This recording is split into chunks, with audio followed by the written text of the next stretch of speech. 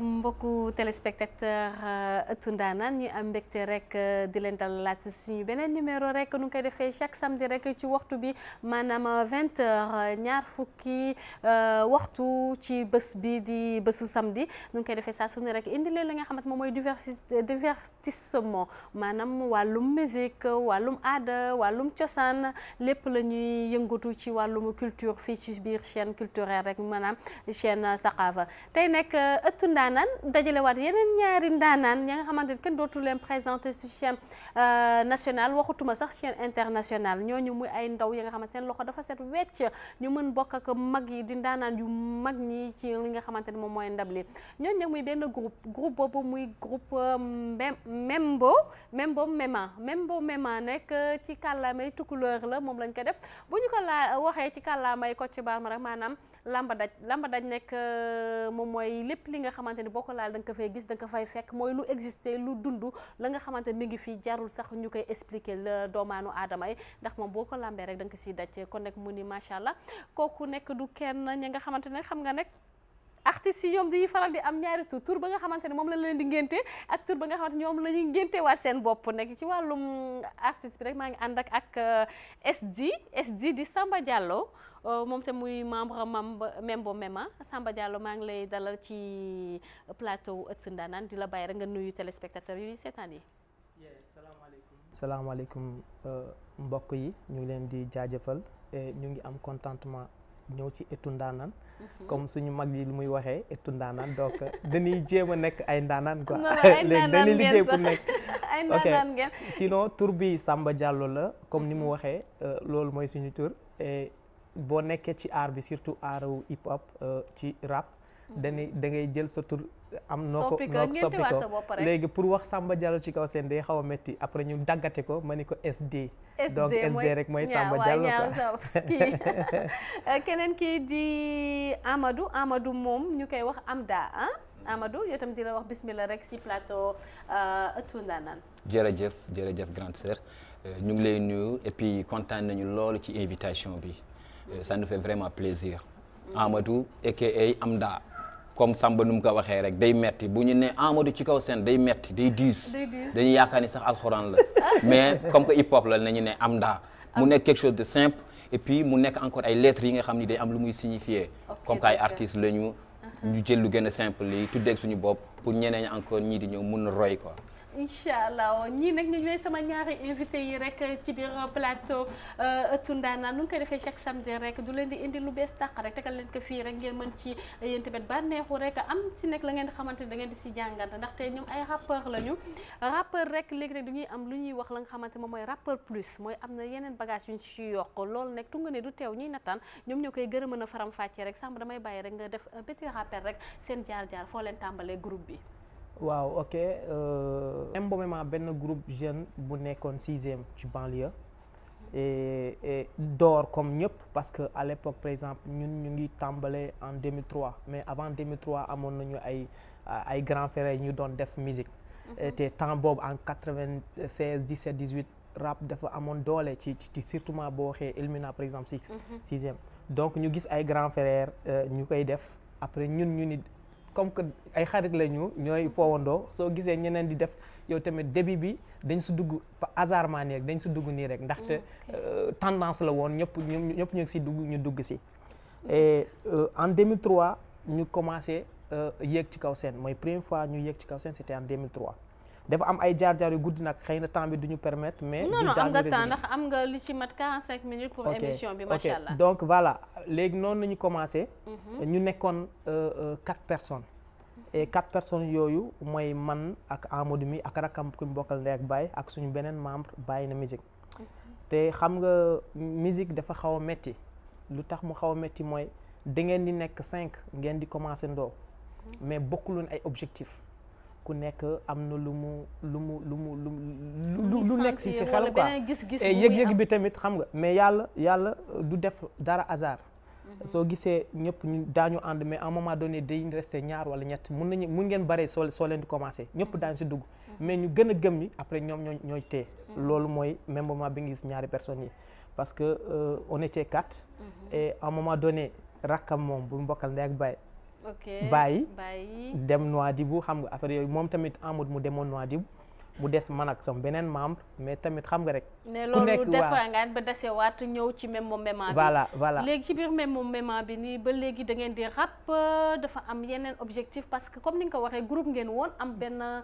tendance ba ngeen doon def mu di rap ñëpp di ko def di clash fii di def yooyu. wante léegi yaakaar naa dafa am li nga xamante moom la musique bi gën a laaj yi nga xamante moom ngeen war a véhiculer yow Amadou wala Amda lan nga ma ci wax yow. comme ni ko Samba expliqué rek temps boobu métti woon na parce que début la ñëpp dañ ci bugg dugg mais boo demee ba un bon moment da ngay xool vraiment da ngay gëstu li ngay def li xam ni vraiment yow yaa ngi ci vrai route yaa ngi ci vrai yoon ñun par exemple bu ñuy expliquer bu ñu naan par exemple depuis 2003 ba 2013 wala 2014 pendant 13 ans ñu ngi ci hip hop bi rek mais on a eu c'est-à-dire que dañu am yenn opportunité yi nga xam ni vraiment parce que ñun dañu bëgg musique comme que nag da nga bëgg benn affaire am na lu ñu lay proposer obligatoirement nga dem foofu parce que da nga ciy xalaat ëllëg et puis da nga bëgg nekk international ñun xalaatuñu rek nekk fii rek ci simple dañu bëgg développer suñu musique nekk ay artistes international pour nekk nag artiste international ça ne va pas dire rek nekk un playbacker mooy teg sa morceau jàpp micro ci top pour man ci dafa yomb ku nekk mun na ko def dem studio dugal benn son un somme de 3 ou 4 000 génnee yéeg si kaw seen di répéter sa morceau pour man dafa yomb bon ñu am li nga xam ni suñu ay grand yu baax nee leen ñëw leen gestu pourquoi pas ñu ñëw gestu tey bu ma toogee di naan damay jouer guitare di woy du ma gëm tax man du ma gëm exactement fi parce que bu may xalaat démb lu mu meloon par rapport lii musuma bëgg moom mooy vision ba ngeen voilà am bi da ngeen lii musuma surtout les comme ni ma ko waxee rek monde bi moom moo ko laaj monde bi moo ko laaj ñu évoluer tuuti voilà dem gëstu yeneen facette c'est ça pour embellir li nga xamante moom mooy liggéey te yaakaar naa comme da ngeen ko bëgg si sax il faut ngeen am la ngeen def voilà kon nekk les côté musicien bi léegi kenn dootu leen présenter comme ay des simples rappeurs mais mën naa wax ni ay kii artiste musicien ngeen donc voilà li mu wax lii c'est important par rapport mais lu tax ma bëggoon wax suñu jaar-jaar que soo déggee 2003 da nga naan ñii depuis 2003 ba léegi defuñu dara wala kenn xamu leen c'est pas comme ça parce que da ngeen di nekk 4 am ku bàyyi après ngeen nekk 3 léegi li ngeen liggéeyoon ak 4 da ngeen koy bàyyi ngeen reproduiraat leneen après benn moment ngeen nekk ñaar keneen ki bàyyi léegi ngeen donc ça veut dire que même moment depuis bu ñu commencé mun naa wax ni c'est léegi nañu commencé parce que ci biir loolu ñu ngi doon wut ay recherche te aussi kii di bàyyi ñuy defaraat suñu répertoire yi parce que chaque répertoire boo leen nekkee 4 boo kenn su bàyyee da ngeen changer répertoire parce que li ngeen doon way day changer pour actualiser ko après soo leen di nekkee ñaar tamit keneen ki su bàyyee tamit da ngeen di donc ça veut dire que léegi même moment la commencé ça veut dire que léegi la yàlla def wonnu man ak kii ñoo bëgg musique donc yàlla mun ni bàyyi ñun ñuy soog te yàlla na sax kon nag lu ñuy wax rek léegi lu ñuy wax rek il faut comme même moment la ñuy wax rek il faut que ñu seet nag lan ngeen di yenn facette ngeen di ñu proposer léegi comme que ëttu ndaan la ñu wax foog ngeen prouver léegi nag lan ngeen ñu proposer léegi seen premier morceau bu ñuy jouer ñu jazz mën a xam ban genre musique la en fait ginnaaw suñu sister bu baax bi moo ñu invité jigéen la donc Amadou dañ leen di woyal jigéen et aussi ñu ngi souhaiter bonne année à ñëpp ñu nekk ci àdduna bi grâce à morceau bi surtout jigéen yi tamit parce que jigéen yi xam nga ne àdduna bi jigéen la quoi jigéen moo yor àdduna bi tey kon nekk ab daañu jouer rek li nga xamante moom mooy morceau jigéen Debbo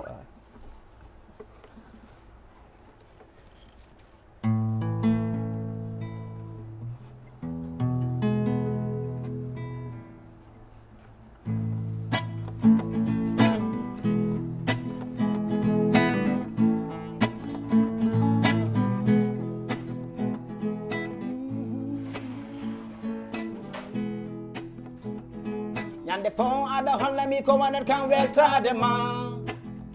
weltade ma weltade ma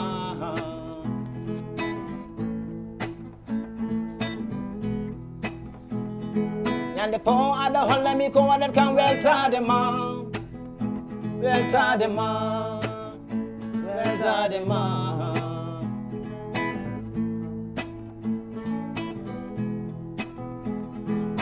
debbo kalko musma mi wima massa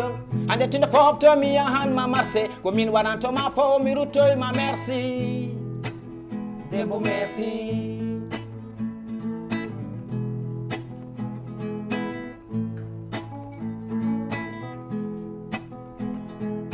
debbo kalko musma mi wima massa ande tinde fofto mi yahanma marché ko min waɗantoma fo mi ruttoyma merci debbo merci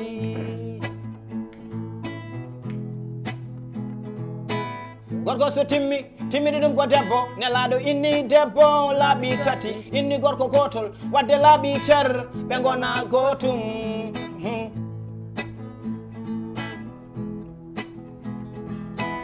galle so weeli gande ko debbo so galle metti gande ko debbo manki debbo ko tuwanaɗo te debbo ko malaɗo ke debbo garta wima tinno ma ñallaɗo ñande fo aɗa hollami ko waɗat kam weltade ma weltade ma weltade ma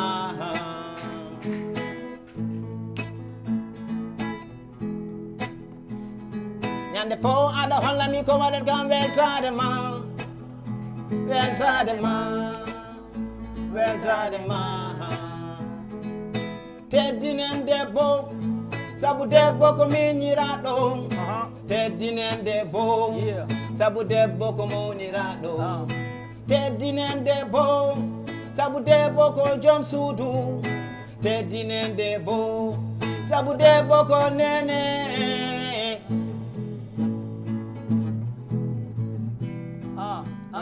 ñalɗi fof ko ñalawmaji moon 8 mars ko ñalaw ɓurɗo tengtinede moon wallahi kon jambareɓe te kadi kon jambureɓe kala to gonojiɗa wadde debbo kala to gona wima yo Allah rene saabu ko onon goni galle jeere bureau liggey moon futtoto guir salata mumma juule waktu toppito sukaɓe noon tawira waktu on jarama golle moon yo Allah yof yo Allah yof yo Allah yof yo Allah yof ñande fo aɗa hollami ko waɗat kam weltade ma weltade ma weltade ma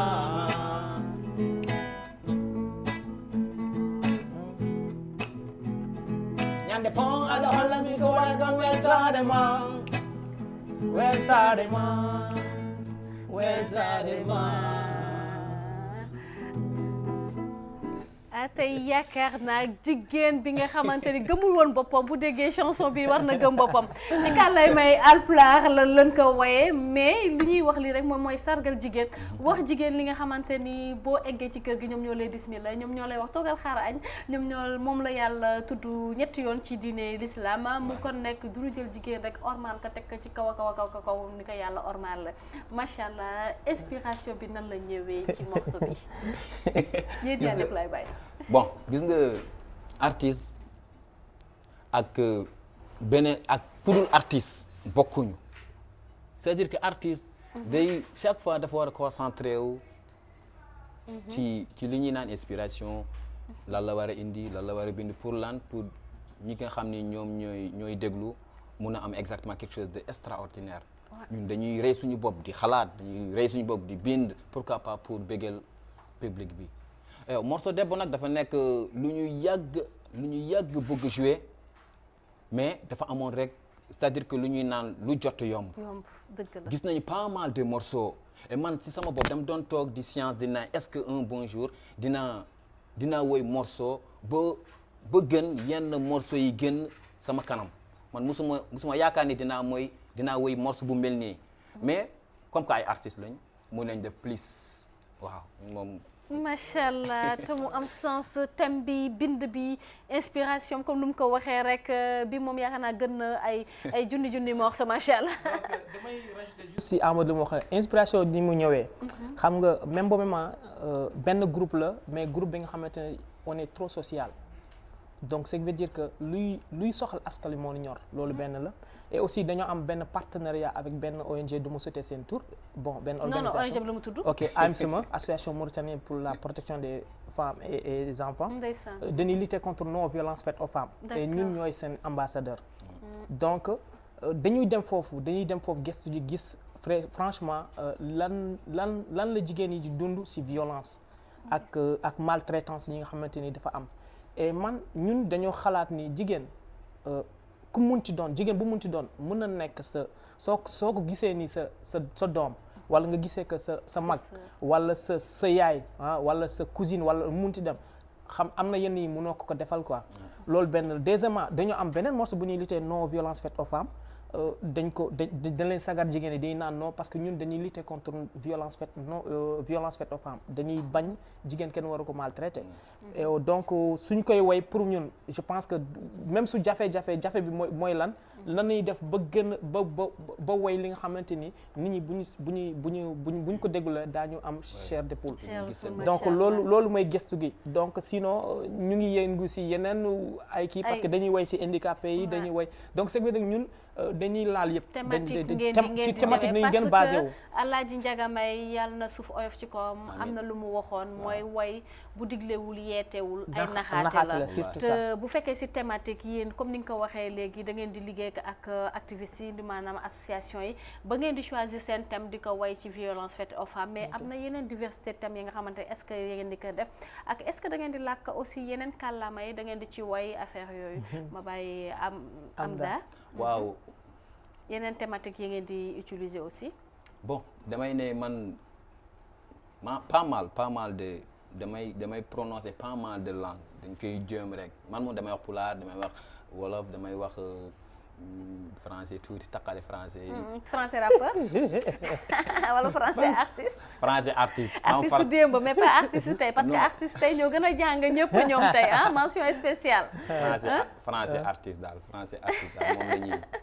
moom la ñuy jéem rek. à part ça ñu ngi ci yeneen am na ay bagages yu bari yu ñu war a def mais plus travail rek incha allah dinañu matal yëpp parce que loo gis yëpp da nga ci war a concentré wu.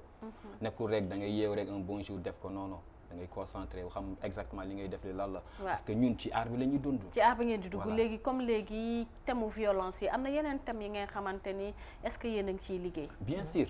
comme ban ñun par exemple. morceau bi Samba wax léegi morceau boobu ñee dañ leen def partenariat ak ñoom woye leen morceau bi ñoom moom morceau bi buñ ko indee dañuy bég mais ñun am nañu morceau santé am nañu droit de l'enfant am nañu handicapé am nañu clandestin am nañu sida am nañu pas mal de morceaux du jeex. c'est-à-dire ñun kon da ngeen di xool la nga xamante moom moo xew ci dëkk bi. voilà ngeen jéem a inspiré wu pour way yooyu. c'est ça moom pour man loolu mooy affaire bi. pour man parce que dagguma Amadou mais Maïmouna man dama wax ni nit bu mu nax boppam. waaw ñun bu ñu toogee fii di way leneen lu ñu dund. dañuy nax suñu bopp. dëgg la donc nit ki balaa ngay nax parce que benn moment da ngay woy nga yaakaar ni da ngay nax public bi fekk sa bopp ngay nax nooy naxee sa bopp parce que li ngay woy dundoo ko li ngay comporté woon dundoo ko en même temps donc nga bëgg ko gëmloo say fans. ba nga sol beneen mbubu daal. ñun man 5e laa juddoo màggee 6e ñun 6e lañ nekk instant 6e lañ basé wu. xam nga ko wax 6e wax lépp ci xool ay adduna la donc c'est-à-dire booy woy rek man je pense que ni boo ñëwee 6e rek woy mënu fa génn parce que chaque jour yaa ngi gis li nga xamante ni. moom moo fay xew waaw bu fay xew. et Amadou mi seen kër fu mu nekk par exemple fu mu nekk dafa entouré ay yenn baraak ñi ñu ngi dund yi nga xamante ni lu metti non waaw mais mënuñu woy leneen lu dul loolu donc léegi man su ma waxee mën naa leen wax ay artistes engagés ngeen ndaxte artiste engagé maanaam mooy gis luy metti mu koy woy mais dana am xanaa ngeen woy lu neex xanaa dëkk bi du lu metti rek moo fi nekk rek am na lu neex tuuti waaw mais dëkk bi est-ce que yéen a ngi ciy xalaat mais xanaa jigéen neexul jigéen bu ñu woy non jigéen bi neex na foofu moom mais da ngeen donc en fait da ngeen sukkandiku ci violence yi ak loolu yëpp lu jigéen di dund pour ngeen inspiré wu mais am na leneen lu gën a neex si am na leen am na mbëggeel fi nekk am na mbëggeel waaw woy leen ci woy yooyu kii dina leen woyal peut-être moom après temps bi ñu mayee dina leen woyal seen morceau mbëggeel nu muy dund tamit xoolal dafa neex de mais nu muy dund en tant que artiste ak par rapport artiste bu ñëwee si kër may mun man su ma ñëwoon léegi seen kër di wut sa doom en tant que artiste ma ñëw indaa sama kër da naan kii du ma ko may sama doom parce que artiste da yéen daal am na leneen lu ñu war a wax ci yéen kon nag léegi comme ëttu ndaanaan la ñu wax rek te ëttu ndaanaan am na waxtaan mais am na plus li nga xamante moom mooy musique pour mbëggeel téléspectateur ëttu ndaanaan léegi duy dugg rek si deuxième morceau ba ngeen di ma proposé waaw ok balaa ngay dugg si beneen morceau bi dafa amoon li nga waxoon sànq ndax dañuy woy ci yenn làkk man yàlla dafa def ni man damay làkk 4 làkk yi soninké pulaar olof et kon daal Mauritanie ba macha allah Mauritanie 200% laay wax parce que damay wax même naar dama koy wax léegi mën nga ñu may benn morceau bi nga xamante du pulaar léegi mën naa leen mooy benn morceau bi nga xamante ni man maa koy def a cappella Mauritanie lay wax ci Mauritanie fekk xasaani la kon nag acca nanu jël morceau boobu ok ñu a cappella laa koy def a cappella ok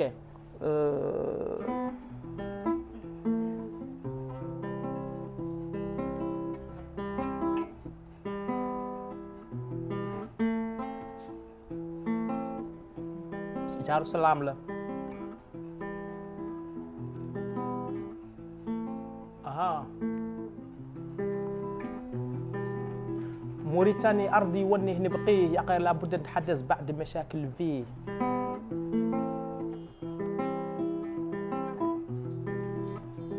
هي أرض ملايين ولا ينشاف ولا فقراء ولا مهانين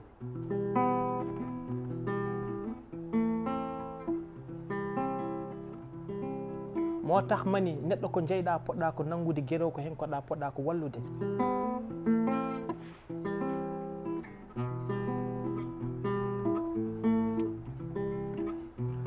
nahno ngulu innama almuminina ihwa waslihu bayna akhawaykum wadde addu jungo enen dendi juuni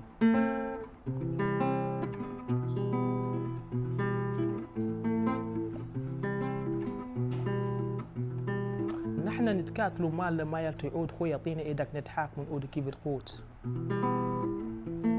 عرفوا عن مشاكل ما يتواسى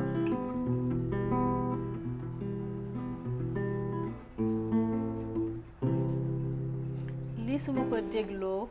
c'est l'unité nationale. voilà ñu bennoo doon benn. loolu nga fiy way ku nekk na jox morom tàllal moromam loxoom. pour que ñu mën a bokk si li nga xamante ni moom mooy suñu Mauritanie. te yaakaar naa mu di lu am sens aussi. macha allah Samba. Samba mais léegi perspective yi léegi ci seen début waxtaan am na la ngeen waxoon ngeen ni ay rappeur ngeen woon mais léegi rappeur musicien ngeen. mais côté musique ba ngeen di woy bi dem si sentir aussi côté acoustique lu de benn mélange la ndax mën na ñëw techniquement musique la ngeen di jouer ak naka ngeen duggee ci wàllum jouer instrument yi. waaw loolu c'est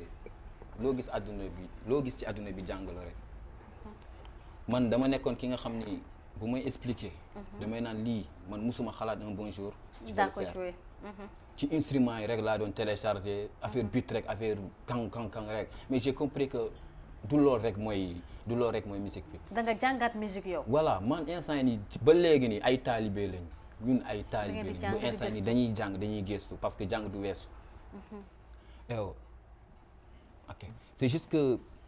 instant yi nii dama gis ni boum rek nit yi soxlatuñ ko parce que dañu bëgg bu ñuy def musique dañu bëgg paa yi mère yi xale yi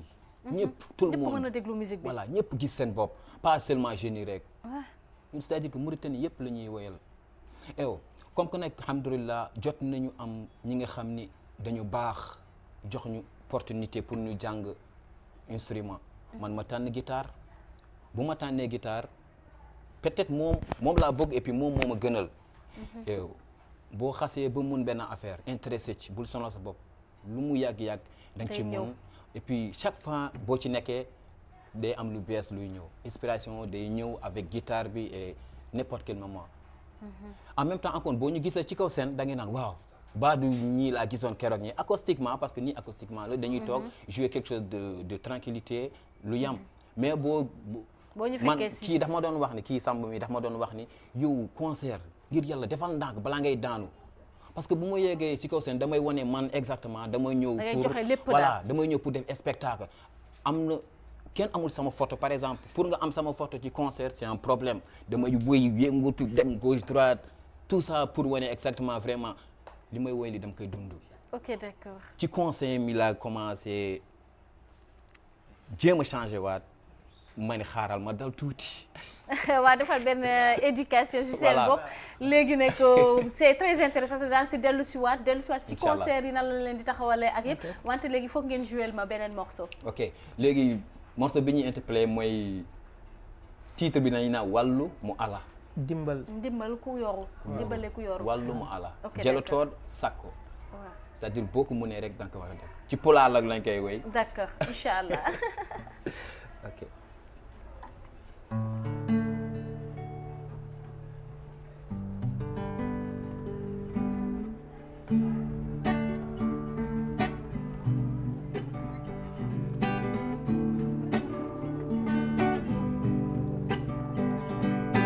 wallumo ala jelatoɗo sakko yurmo ñawɗo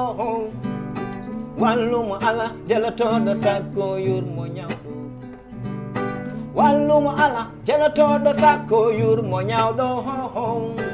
wallumo ala jelatoɗo sakko yurmo ñawɗo ne fati yimɓe jimi ene maya hôpital sabu ngala an aɗa jogi oɗo Allah han ma wallude ɓe ngala mbaɗira ɗum sababu nde Allah no foti yimɓe jimi enen jiilo ko ɓurdi ndendene maɓɓe seeɗe mo jogiɗen cawleɗen woɗɓe mbiya eɗen lurdi aɗa herse yalade a wawa ñagade gonɗa key membade ma med memde andu noon aduna noon ko noon ɓe nanay jam ɓe nanay mette ko alay sago keddi Allah yette wallumo ala jelatoɗo sakko yurmo ñawɗo wallumo ala jelatoɗo sakko yurmo ñawɗo wallumo ala jelatoɗo sakko yurmo ñawɗo wallumo ala jelatoɗo sakko yurmo ñawɗo mbokk haalis boo ko amee bul fàtte say mbokk mi yaani ko ɓuri yodde wiye dar hokka accu wonde muddo sakko muddo yankino mboya no almudo ganda neɗɗo ko yimɓe sar ara ko yimɓe jaɓɓotoma sa mayi sar hoota ko yimɓe dusatma so Allah udditima miijo ɓe ngala sar mala udditgal ɓe gara tesko fuɗɗore dañen ko basal mi yaani ko ɓuri yodde wallude miskineɓe a yiiɓe woto masko kamɓe goni waloɓe laaɓi kamɓe goni jeetake laaɓi kamɓe goni tawatoɓe gelle wallumo ala jelatoɗo sakko yurmo ñawɗo wallumo ala jelatoɗo sakko yurmo ñawɗo wallumo ala jelatoɗo sakko yurmo ñawɗo wallumo ala jelatoɗo sakko yurmo ñawɗo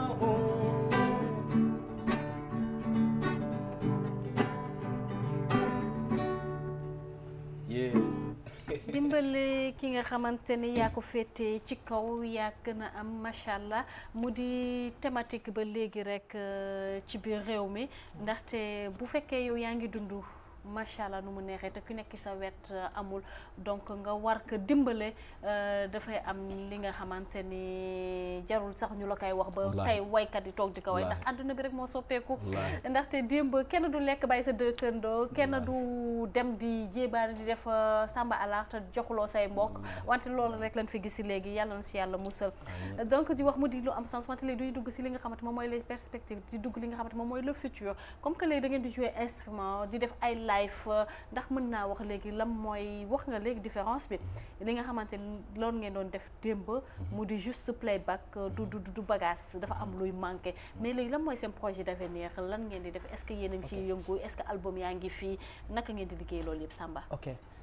je pense que su fekkee mën nga ma tuuti ma rebondir tuuti si sànq nan nañ def ba commencer parce que ñëwoon rek jouer instrument dafa am fu ñu jaar. waaw moom nee na da ngeen am ñu leen jàppale waaw damay yokk tuuti waaw c'est important parce que damay yokk tuuti si jaar bi tuuti fan nañu dem. waaw ce qui veut dire que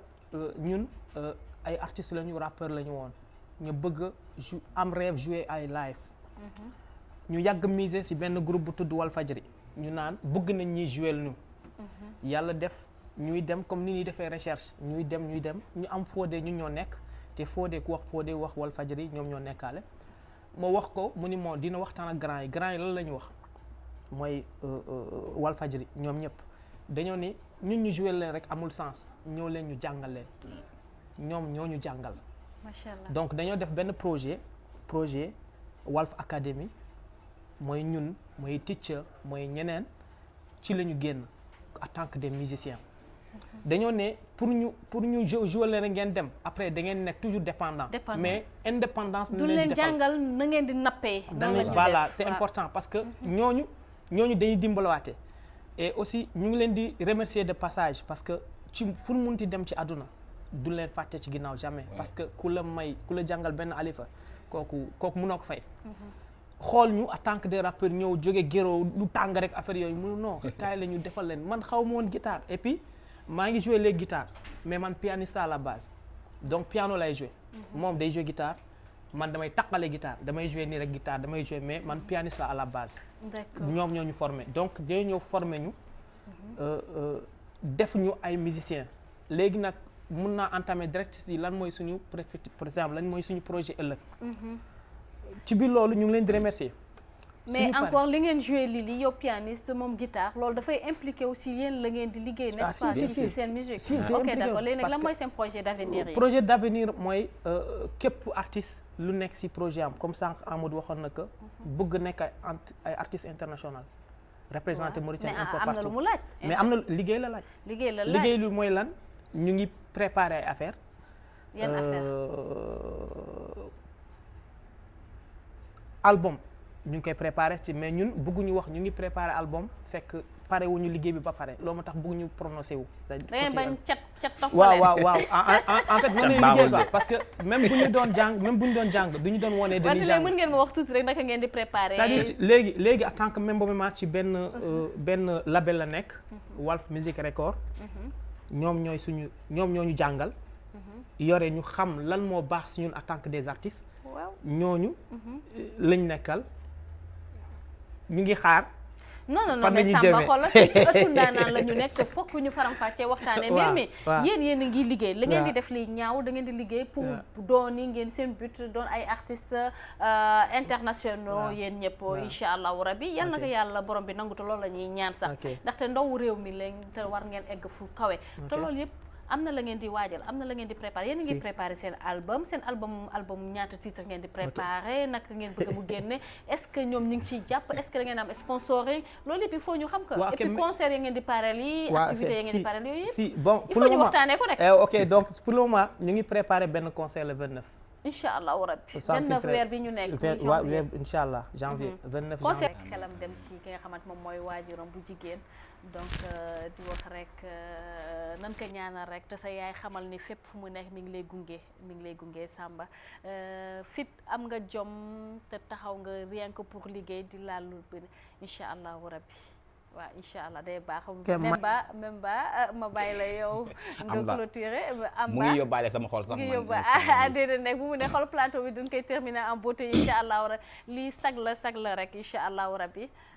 Amba yow ma bàyyi la rek nga tàggatoo ak téléspectateurs yi. waaw comme ni ko Samba waxee rek ñu lay remercier ci invitation bi. kontaan nañu loolu et puis ñu ngi remercier encore ñi mu doon remercier ñi mooy Walfadjri ñooñu lu ñu am dañuy ne ñëw leen ñu bokk ko. parce que ñoom lu ñuy am dañuy dugal et puis ñu ngi leen di remercier bu baax ñu ngi remercier Fodé remercier Walfadjri ñëpp. remercier ñi nga xam ne ñëpp dañu bëgg Membo Mema di jàppale Membo Mema di leen ne rek big up léegi nag morceau bi may indi morceau bi morceau bi dafa am benn xale bu jigéen bi ma bëgg mu ñëw pour ñaan si ko. parents yi nee nañ duñ ma ko may parce que man musicien la léegi musicien amul dara. et aussi maa ngi gërëm ñëpp parce que xol dafa tooy et aussi.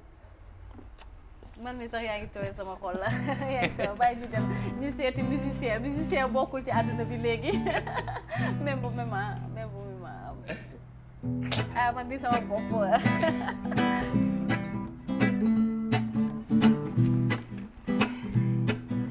min mi yahata mi oppuma ɗon baby tinno ar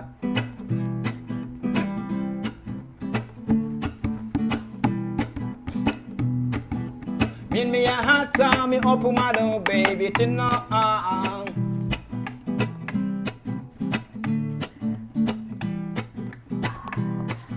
jinnaɓe ma mbi min mi wawa jogademo sabu min o komi musicien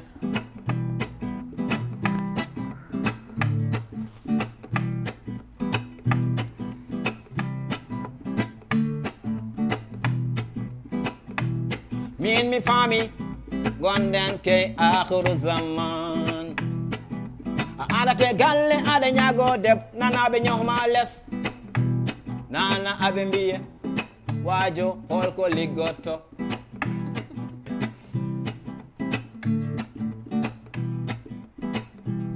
bawɗo foyo yiloyo kalis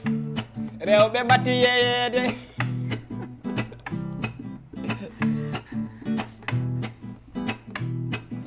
momi liggo momi tinno hami adduma ɗo sabu gorko mo ala debbo timmata gorko min mi yahata mi oppuma ɗo baby tinno ar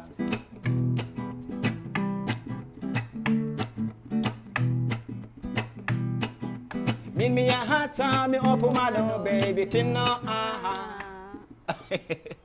macha allah mbokk yi li ma doon seen émission tey ji ëttu ndaanaan may remercier waa Méman rek di wax incha allahu rabbi lu ñuy def rek moom mooy gëstuwaat yeneen artiste émission bi daa leen ko amaat fi nga xamante moom mooy page yu ëttu ndaanaan rek boo leen demee Facebook mi ngi fa daa leen am émission bi rek ngeen mën na liker page bi rek gën a dem te képp ki nga xamante ne bëgg nañu invité ko ci biir émission bi mën nga ma contacter ci via page yu ëttu ndaanaan rek incha allahu rabbi di leen dig daje incha allah si sama beneen numéro.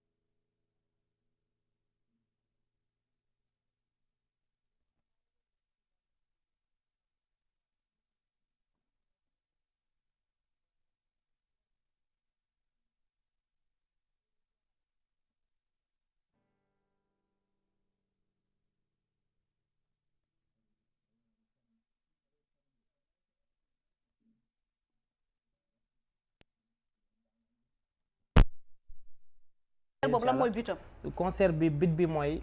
dañuy promouvoir woon les artistes mauritaniens que ni les rappeurs mun nañ jouer en live. D'accord. loolu benn la ci affaire yi c'est-à-dire que dañuy wane tamit mais rappeur ñoom daara ji ñoon du jouer en live. non Mauritanie lay wax parce que Mauritanie attention kese parce que waa Mauritanie amul ay rappeurs yu jouer live fii. soo gisee nga wax ma ko ah ouais. soo gisee yow nga wax ma ko waxuma amul de mais boo gisee wax ma ko. kon nag daañu gëstu. waaw boo gisee ma wax ma ko ëttu naa maa ngi xaar bépp rappeur bi nga xam da ngay jouer en live. waa même moom même nee na naa leen indi fi kon nag yéen nag dugg na si page yu ëttu ndaanaan rek. def seen invitation bàyyi fa seen coordonnées ndax ma mën leen indi fii rek. ñu wan ko Mauritaniens yi donc ñu ngi préparé concert boobu. le 29 incha allah janvier et puis gratuité centre culturel marocain. donc concert gratuit la pour toog nañu quelques moments depuis am na presque 5 ans ñu ngi toog kenn dégg ci ñu ci lenn instant boobu ñu ngi woon jàng. donc peut-être occasion pour ñun ñu wane suñu fans yi lan la ñu doon def léegi lan la ñu indi si nouvelle an bi. mooy 2020 bi lan la ñu indi. lan la ñu indi mooy li ñu doon jàng ñëw tari si kanam suñu fans yi. soxla dara si ñoom nañ ñëw rek seetaan suñu pause bi lii la ko waral ban heure la. ba à partir de 20h la ba 22h du yàgg. ba 22h du yàgg incha allah 20h 22h. centre culturel marocain. centre culturel marocain. voilà te daa leen fa yëngal bagage yi. incha allah daañu gis leneen li nga xamante ni du lii rek bon daañu gis fu may jouer clavier daañu gis leneen. et aussi concernant l'album li ma la wax mënu ma la wax xam naa ne journaliste nga da ngay bëgg pousse pour xam nga affaire yooyu mais du ñu wax dara pour le moment ci album bi. ñu ngi liggéey tuuti sa mag nekk tuuti rek. waaw sa mag na xaar rek sa mag su ñoree incha allah xëy na yàlla dina defaat ñu ñëwaat fii. ne la album bi mu ngi nii jaget bi mu ngi nii lii lañ nàmm. mais comme que si yoon nga nekk. yàlla nañu yàlla may. waaw xoola am daa yow incha allah yow dama bëgg rek nga jouer ma tuuti rek li nga xamante mi ngi ci biir album boobu ngeen di préparé. amul dara léegi dañuy obligé léegi ngeen jouer benn affaire bu sew rek incha allah parce que léegi émission bi jeex incha allah te bëgg naa ngeen jouer ma benn bu xaw tàng. man xam nga lan laa sentir parce que moom ba léegi gisagul boppam ci morceau yi waaw. acc di nga gis sa bopp léegi. yow daal il faut ñu legg kàllaama wolof bi rek. non du question kàllaamay wolof rek mais naa sentir jigéen sentiroon naa tuuti bële see dafa dawal sama yaram deuxième bi mais bii moom léegi naa sentir ndax parce que fin bi la rek. téléspectateur foog ñu gis seen bopp. en tout cas li gën nekk important mooy thème yi ñun daal ay thème rek. non seen thème macha allah mais ñun tamit xam nga ay mélomane lañ. bi nag titre bi xel mooy nit. wala xol mooy nit. jeex na maa ngi lay dégg. ñaari question la xel mooy nit wala xol mooy nit. day laaj da ngay poser question waaw day laaj. waaw ok d'accord kon rek ñu dem ñu déglu la.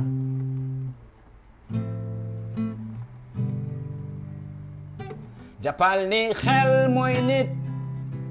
wala xol mooy nit boo amul xel ak xol dange mel ni mbaam buy dem.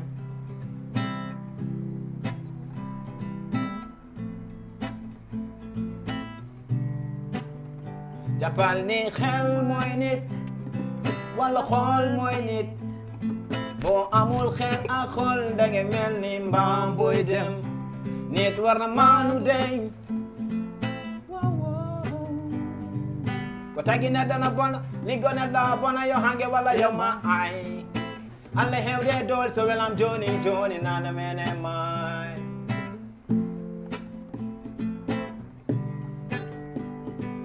ko tagi ne dana bona li gone da bona yo hange wala yo ma ay alle hewde dol so welam joni nana mene mai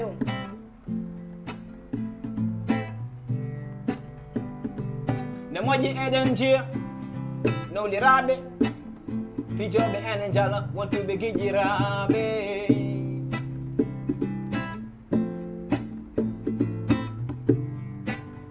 jàppal ni xel mooy nit walla xol mooy nit boo amul xel ak xol dange mel ni mbaam buy dem. nit war na maanu dey yeen won maanu dey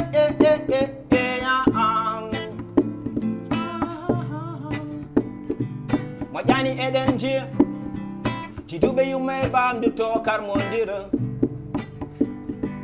di nekk sama xol li ma def sama xel moom laa la yéene lu waral nga may jàppe beneen yéene budul bi ma la yéene xel mooy nit wala xol mooy nit boo amul xel ak xol dange mel ni mbaam buy dem. nit war na maanu de yeen wow maanu de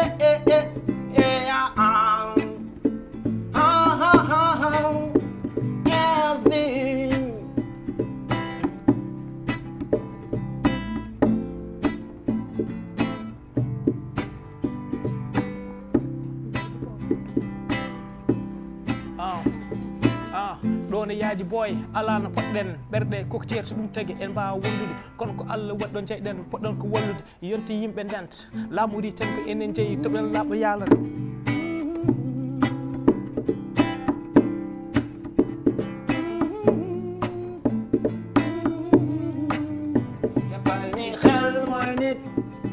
wala xool mooy nit boo amul xel ak xol dange mel ni mbaam buy dem nit war na maanu de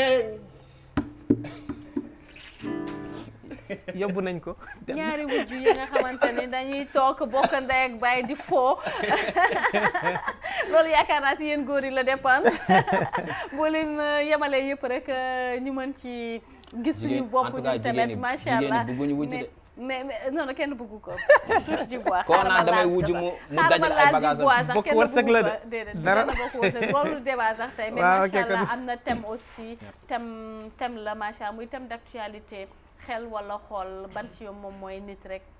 ndaxte boo yoru xel yoroo xool la da ngay mel ni mbaam buy dem maanaam mala yi kon nekk macha allah te l'émission touche à sa fin léegi lu ñuy wax rek moom mooy un peu tàggatoo bi rek naka ngeen di ko gisee da ngay bàyyi nga tàggu téléspectateur yi moom mu tàggu téléspectateur ngeen joué ma benn morceau rek moom la ñuy clôturer rek accompagner waat ñi ñuy seetaan ok donc ñu ngi lay remercier suñu grande sœur bu baax bi et ñu ngi remercier bu baax a baax suñu professeurs yi Walfadjri su ma waxee Walfadjri ñëpp laay tudd mun ma tudd benn ak benn mais Walfadjri ñëpp ñu ngi remercier aussi suñu manager mooy Fodé ak Oumou ay manager dañu yore en fait en tout cas soo amee ku la ngemb doo ragal te ñun yàlla may nañu ñu ngemb duñu ragal dara et moo tax fu ñu munti woo ci côté musique dañuy ñëw wuyu loolu benn deuxièmement ñu ngi remercier suñu waajur lu baax a baax am na sacrifice bu mag bi nga xamante ni suñu waajur yi def na ci sama xol dafa tooy parce que lii bëggoon naa sama yaay fekkee ko mais dommage que bokk na lu bare ci sama non Samba fu mu nekk fii moom moo gën fii ni koy ñaanal suñu borom xol moo tooy rek xelam dem ci ki nga xamante moom mooy waajuram bu jigéen donc di wax rek nan ko ñaanal rek te sa yaay xamal ni fépp fu mu nekk mi ngi lay gunge Samba fit am nga jom te taxaw nga rien que pour liggéey di laal lu bëri incha allahu rabbi waaw incha allah day baax même ba ma bàyyi la yow nga clôturer mu ngi yóbbaale sama xol sax man déedéet nekk bu mu ne xol plateau bi duñ koy terminer en beauté incha allahu rabbi lii sag la rek incha allahu rabbi Amba yow ma bàyyi la rek nga tàggatoo ak téléspectateurs yi après ñu jouer ma benn morceau comme ni ko Samba waxee rek ñu lay remercier ci invitation bi kontaan nañu loolu et puis ñu ngi remercier encore ñi mu doon remercier ñi mooy Walfadjri ñooñu lu ñu am dañuy ne ñëw leen ñu bokk ko parce que ñoom lu ñuy am dañuy dugal et puis ñu ngi leen di remercier bu baax ñu ngi remercier Fodé remercier Walfadjri ñëpp remercier ñi nga xam ne ñëpp dañu bëgg Membo Mema di jàppale Membo Mema di leen ne rek big up léegi nag morceau bi may indi morceau bi dafa am benn xale bu jigéen bi ma bëgg mu ñëw pour ñaan si ko parents yi nee nañ duñ ma ko may parce que man musicien la léegi musicien amul dara et aussi maa ngi gërëm ñëpp parce que xol dafa tooy et aussi man mi sax yaa ngi tooy sama xol la yaa ngi tooy bàyyi ñu dem ñu seeti musicien bokkul ci àdduna bi léegi même bu mema man bi sama bopp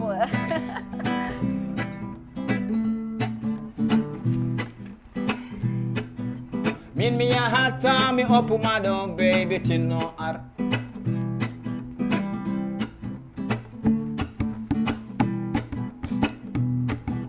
min mi yahata mi oppuma ɗo baby tinno ar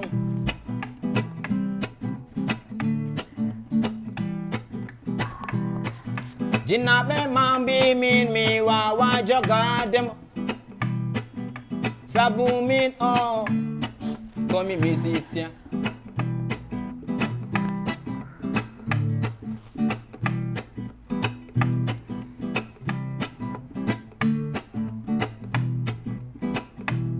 min mi faami gonɗen ke akhiru zaman a aɗate galle aɗa ñaago deb nanaɓe ñohma less nana aɓe mbiye waajo holko liggotto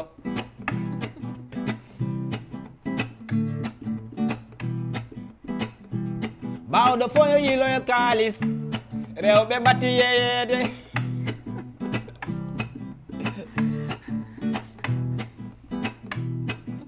momi liggo momi tinno hami adduma ɗo sabu gorko mo ala debbo timmata gorko min mi yahata mi oppuma ɗo baby tinno ar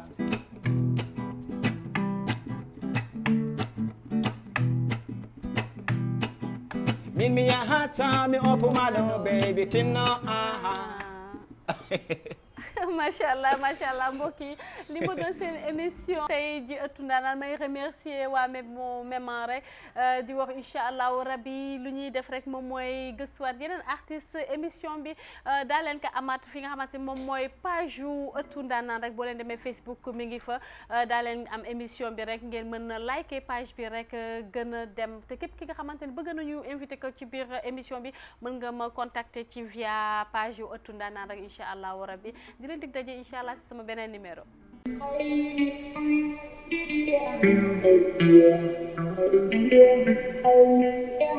Thank you.